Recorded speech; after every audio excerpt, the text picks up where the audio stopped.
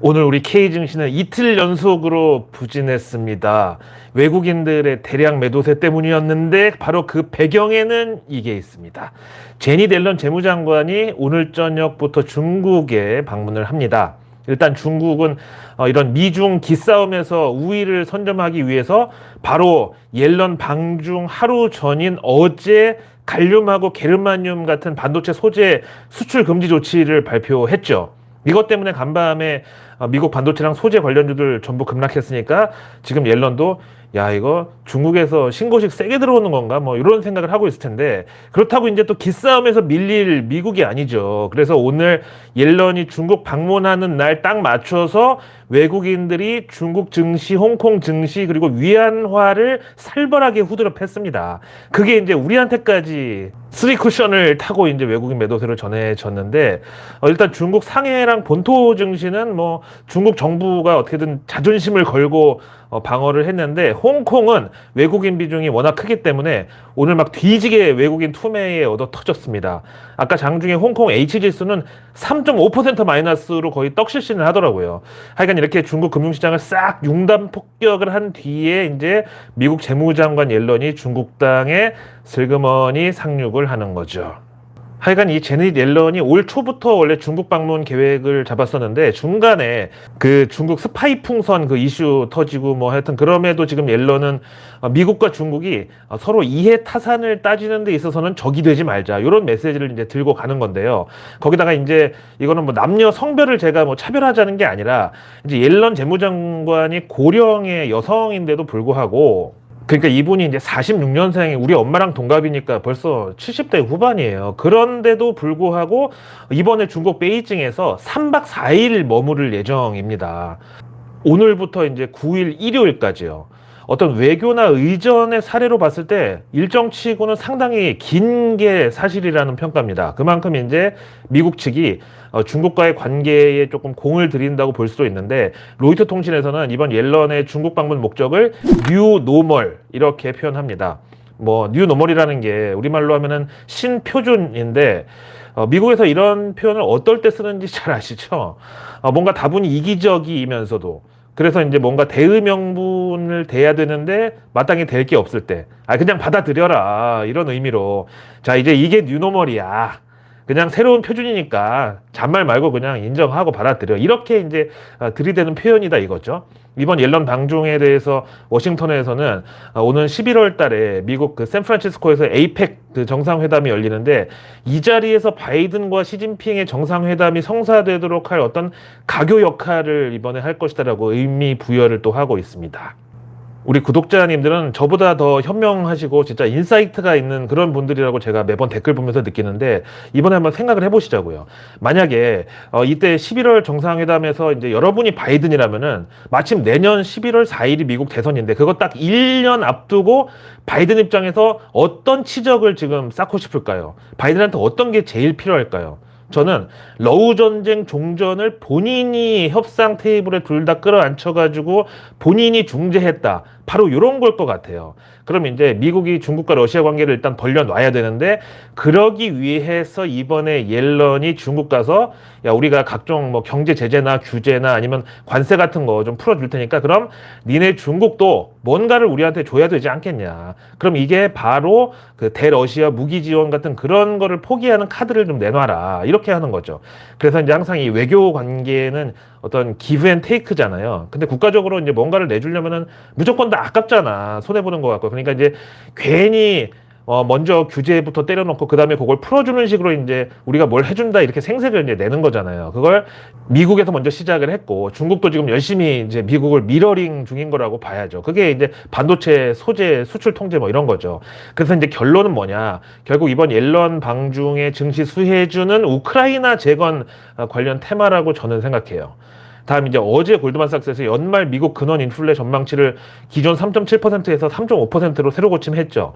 이 말은 연준의 목표치 2%까지는 아니더라도 일단 올해 내로 물가 정상화는 확실하게 자리를 잡는다. 그리고 내년에는 무조건 2%대 물가를 보게 된다, 이 소리인데요. 이게 이제 간밤 공개된 연준 회의록에서 지난 6월 FOMC 당시 연준 임원들이 연말로 갈수록 마일드 리세션, 그러니까 이제 경기 침체 그 리세션은 아니고 아주 그 적당히 경기 과열을 막아주는 약간 무더위 중간에 스콜 같은 그런 고마운 살짝 침체 이런 걸 예상한다는 거랑 이제 일맥상통하는 거죠.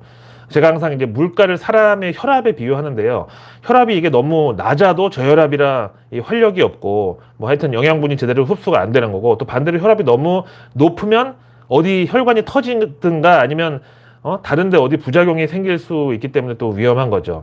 근데 이제 등치가 크고 많이 먹는 사람은 원래 약간 혈압이 높은 게 또 정상이라고 보고 대신 중간에 한 번씩 이제 배탈이든지 아니면 과민성 대장이든지 이렇게 약간 탈이 나가지고 그렇게 좀 쉬는 기간에 강제 다이어트가 좀 된다. 이게 이제 절묘하게 혈압 관리에도 도움이 되는 이런 상황인 거죠. 근데 또 이런 전망이 나올 때는 의례히 아니 그럼 경기 침체가 오면서 물가가 하락하는 디플레이션을 예상하는 거 아니야? 이런 지적도 있는데 때마침 이번에는 노벨 경제학상 수상자 폴 크루그먼 교수가 나서가지고 미국 경기 침체 피했다고 공식 선언을 했죠. 그런데 이제 오늘은 월가에서 하반기 미국 경제에 대한 비관론이 또 스물스물 기어 나왔습니다. 아니 독립기념일 휴일 잘 쉬고 와서 왜 갑자기 이러는 건지 좀 이해가 힘든데 하여튼 노무라 증권에서 올해 1분기 내지 2분기에 기업들의 실적은 바닥을 친 것으로 본다. 이거는 이제 당장 삼성전자만 봐도 맞는 소리긴 하죠. 근데 문제는 현재 미국 소비와 경제를 지탱하고 있는 가계의 초과 저축이 하반기에 바닥날 것이라는 이런 전망과 함께 그럼 소비가 다시 꺾이고 그럼 기업들의 실적이 다시 둔화될 수 있다 이런 전망을 냈습니다.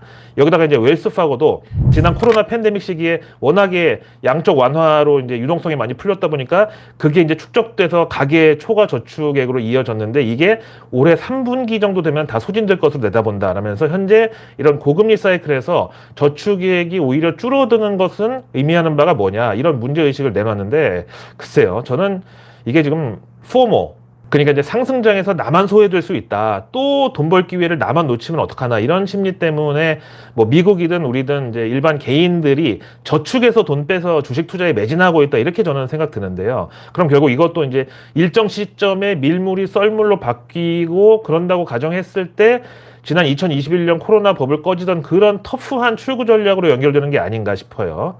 자, 그 와중에 작년 4분기부터 경기 침체 무조건 온다고 노래를 불렀던 그러다가 올해 초에 경기 침체의 기미가 안 보이니까 2분기라도 경기 침체 온다고 했다가 어제 폴 크루거먼 형님이 미국 경기 침체 상상 임신이라고 정신 차리라고 이제 이렇게 후려치면서 완전히 망신살이 뻗쳐버린 뱅크 오브 아메리카가 드디어 항복 선언을 했습니다.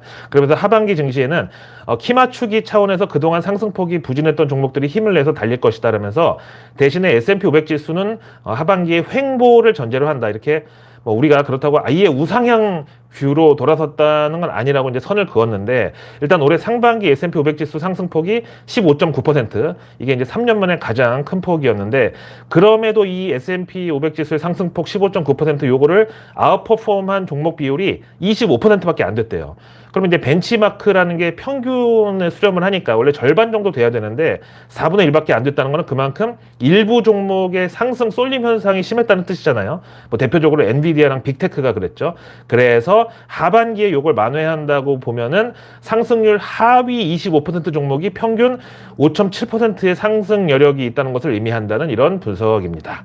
근데 저는 지금 제일 미스터리가 아무리 중국 리오프닝에 미국이 이제 각종 규제랑 이런 걸로 이제 재를 뿌리고 있다고는 해도 기축통화국 미국이 경기 침체를 모면했다는데 왜 도대체 유가는 안 오르는지 이걸 모르겠어요. 그래서 저는 요번 썸머 랠리의 마무리는 유가 반등 그리고 다시 인플레이션이 찾아오는 리플레이션 우려 그리고 거기 반응하는 위험자산 회피 이런 시나리오를 예상합니다.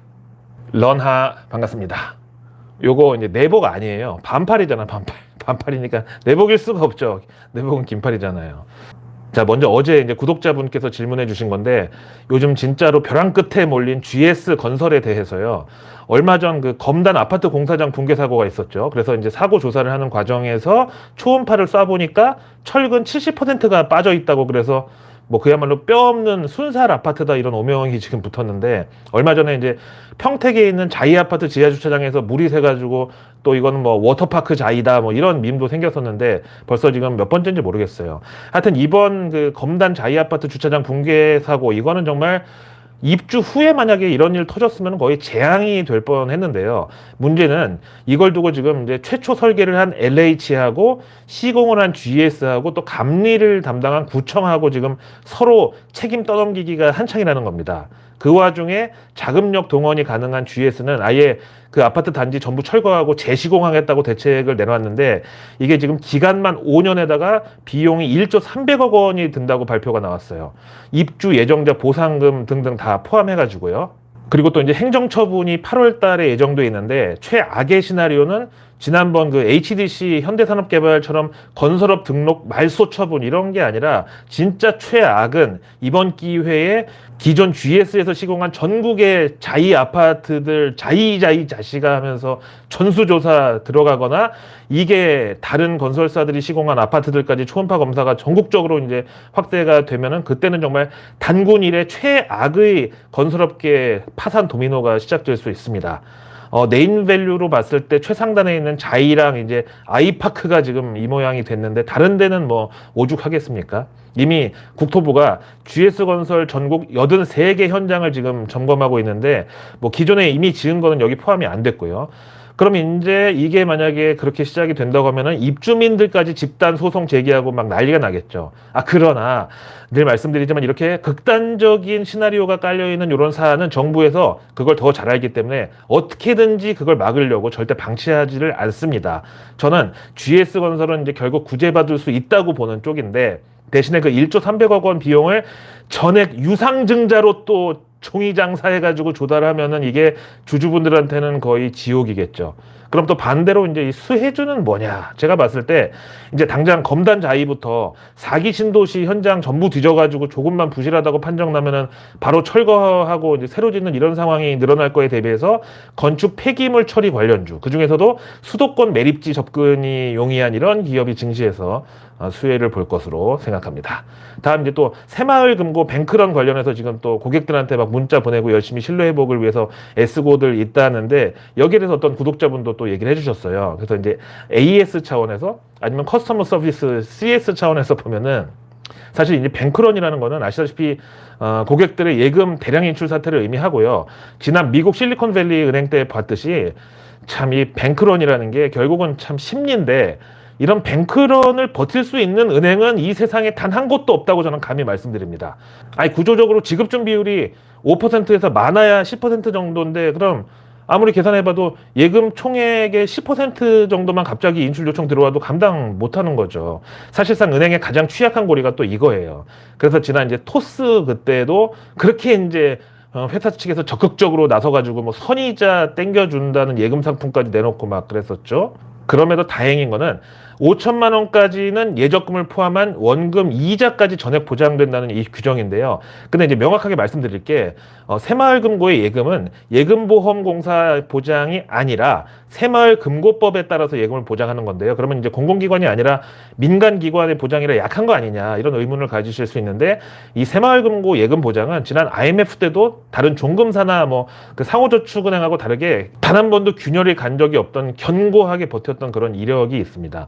물론 지금 상황은 뭐 그때 IMF 당시처럼 뭐 외화 부족이라든가 아니면 일본계 해외 차입금 상환 요구 뭐 그런 문제가 아니라 지금 이제 그 PF 부동산 대출 시장 부실이라는 이 점이 다른데 PF는 우리가 뭐 아는 대로 부산저축은행이랑 삼화저축은행 무너뜨렸던 그런 전력이 있잖아요. 근데 이런 저축은행하고 새마을금고는 아예 운영 자체가 다릅니다. 그래서 이제 앞에 말씀드린 대로 심지어 원금에다 이자까지 보장이 되는데 혹시라도 인출 불가 사태 터져가지고 예금에 묶인다고 해도 새마을금고 중앙회 예치금에 적용되는 이자랑 정기 예탁금 이자 중에서 낮은 금리라도 적용을 해서 이자까지 전부 보장을 합니다.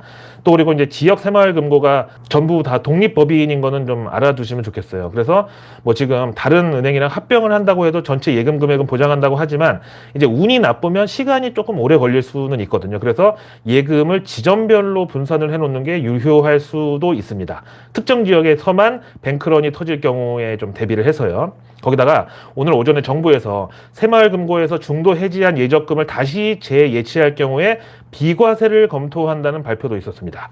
근데 저는 이거 지금 제대로 된 그 정부 대책인지를 잘 모르겠어요. 아니 도대체 왜 이거를 국가에서 세금 면제 혜택을 주는 건지 하여간 뭐 진화의 노력 정도라고는 보는데, 다만 이제 이게 부작용이라면은 이제 새마을금고에서 예금을 인출해가지고 시중은행으로 들어가려는 걸 이렇게 정부가 나서가지고 막는다고 그러면 시중은행들은 가만히 있겠습니까? 새마을금고에서 이체해 오는 고객들한테는 특판금리 준다 이렇게 또 나올 건데, 그럼 결국 새마을금고 인출을 더 자극하는 게 아닌지. 하여튼 누차 말씀드리지만 다른 업종은 몰라도 특히 이제 금융업종에 있어서, 특히 이제 은행업종에 있어서 관치라는 게 참 필요악이 아닌가 생각이 들고, 그 대신에 주식은요, 사실 어떻게 되든지 말든지 뭐 회사가 상폐를 하든지 뭐 파산을 하든지 정부가 전혀 아랑곳도 하지 않는, 그래서 위험 자산이라는 거고, 반대로 이렇게 이제 은행권에 예금을 하면 저렇게 국가가 나서서까지도 어떻게든지 구제를 해주려고 한다. 그래서 절대 주식 투자에만 매몰된 사고는 위험하다 이거죠. 자, 오늘의 외국계 리포트는 먼저 구 페이스북 현 메타가 이번에 트위터 파랑새를 잡을 매로 출격시킨 게 바로 스레드라는 겁니다. 저도 오늘 서비스 이제 게시하자마자 가입했는데요. 런던 고라니 찾아가지고 팔로우 부탁드리겠습니다. 하여간 지금 이제 메타 측에서는 이 스레드가 인스타그램 그 계정하고 연동이 가능한 만큼 인스타 사용자 4명 중에 1명만 스레드의 계정을 터도 트위터를 따라잡는 거는 시간 문제라고 지금 기세등등한 상황입니다.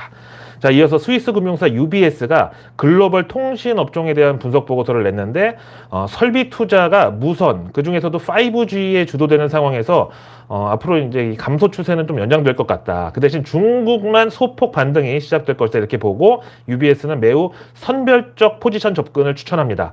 그래서 이제 UBS의 최선호주는 바로 우리 삼성전자, 그리고 일본 NEC, 또 중국 ZTE, 한자로 중흥통신이죠. 이렇게 세 종목을 매수 의견에 선정했고, 다음 무선 비중이 더 큰 에릭슨하고 시스코 시스템즈, 그리고 주니퍼에 대해서는 중립, 다음 노키아는 아웃퍼폼 의견을 제시했습니다.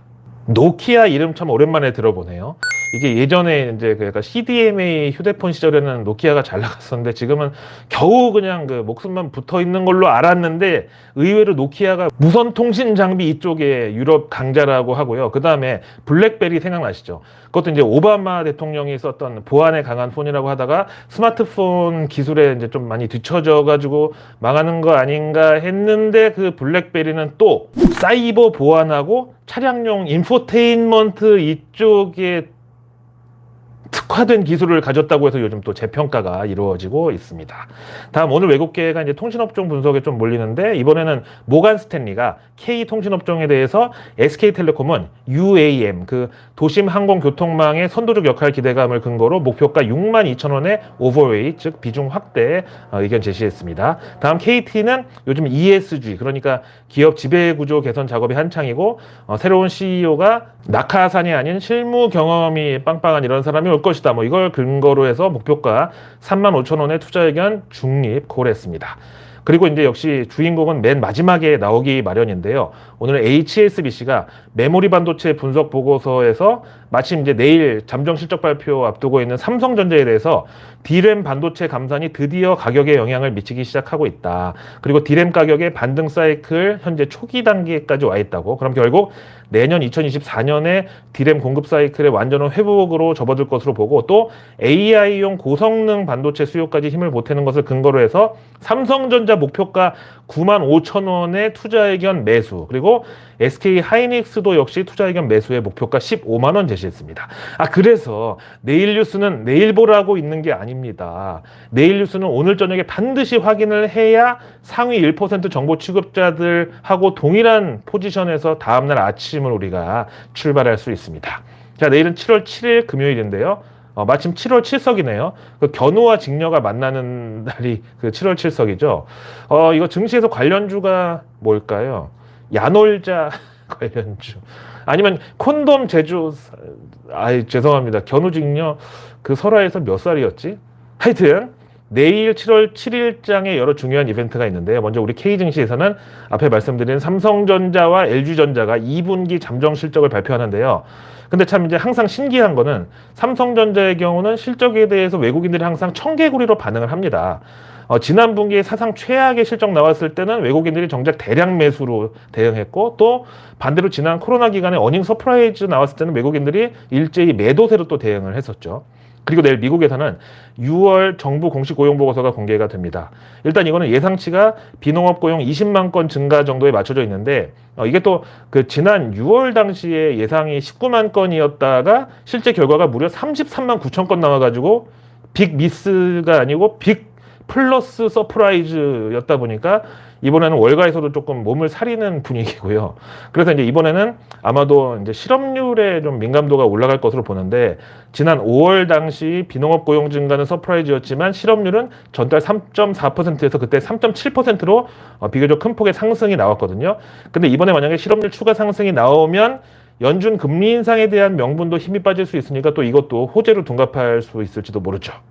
다음 내일 금요일 정부 일정은 저는 이게 내일의 A급 재료라고 보는데, 정부 미래전략 포럼에서 다룰 주제가 바로 외국인 인력 정책 관련입니다.